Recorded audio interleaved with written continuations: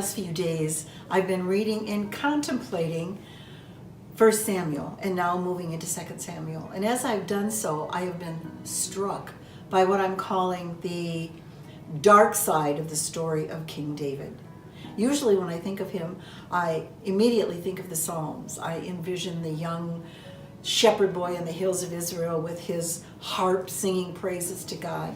I think of a man of love and kindness and passion. The greatest king Israel ever had, the man after God's own heart. And somehow my mind just skips over all of these things that we read in 1 and 2 Samuel, the pain, the loss, the turmoil that seemed to be David's constant companions in his adult life. He went from killing a bear and a lion as a shepherd boy to killing a giant in the valley of Elah, to hiding in caves from people who wanted to murder him, to feigning insanity in order to protect his own life, fleeing from his own family, dealing with the horror of his own sins of murder and adultery. And then, of course, the battles. So many battles that David was a man of bloodshed. So much so that when it was time to build the temple, that privilege went to David's son, Solomon, because Solomon had no blood on his hands. And as I've thought about this, I have wondered at the impact that all of those wars, all of that bloodshed must have had, not just on David, but on the people around David. And I don't mean David's soldiers. I mean the people of Israel, the everyday folks like you and I, people just living their lives and suddenly finding themselves victims of battles not of their own choosing, finding themselves surrounded by enemies, fighting one another and leaving them helpless to do anything about it. It makes me wonder of the fear, the terror, even the panic that these people must have felt as they saw their cities and villages, their fields, even their own homes, become battlegrounds where they are in the center and two enemies are facing off, fighting to the death around them. It makes me think, in a sense, of what we are facing today. We are at war. Our nations are at war. The entire globe is at war, actually, dealing with a very real enemy that we call COVID-19 or the coronavirus. A very real enemy. An invisible enemy, a different kind of enemy, but an enemy no less deadly than any of the enemies that David faced. And many of us are finding ourselves in very unique and unusual situations. We are confined to our own houses.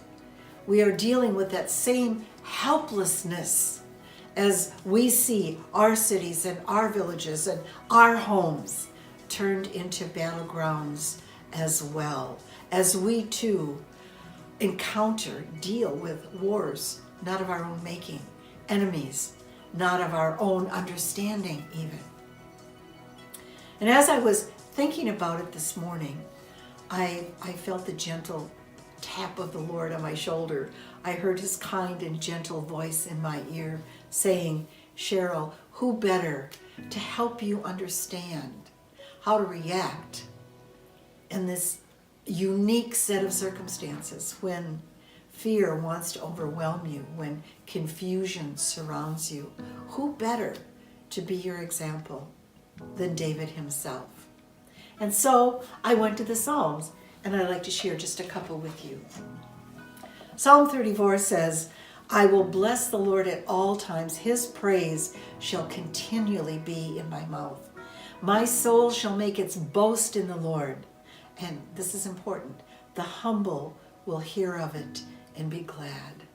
Magnify the Lord with me, and let us exalt his name together. I sought the Lord, and he heard me and delivered me from all my fears.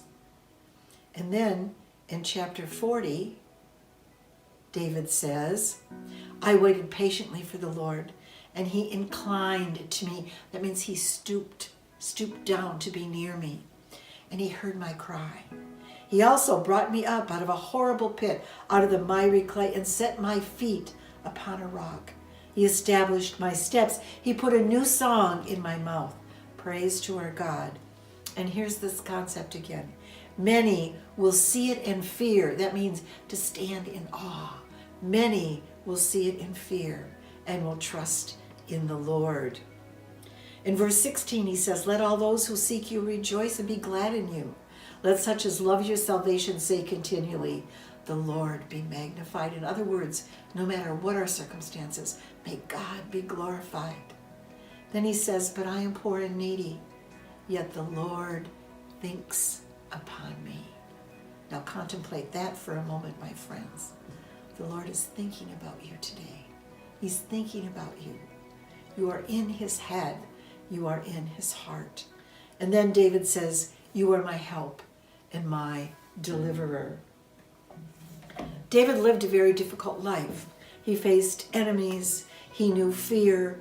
He knew uncertainty. He knew helplessness. He knew sin and repentance. He knew joy, and yet he also knew the depths of despondency. But through all of it, David's faith never wavered. Never. He always knew that God was his strength and his shield, that God was his deliverer and his healer. And I believe that that's what David wants to say to us today. He wants to say, don't forget, not for one instant, that God is your strength and your shield. God is your deliverer and your healer. He's got this. He's got this. He wants to say to us, walk through these dark days with the same peace and joy, the same confidence and trust that David himself had. And those around us will look and see the power and glory of our God and perhaps come to know him as well. And when fear wants to overwhelm, I want to encourage you to stop for a minute and remember, God, the God of the universe, is thinking about you today.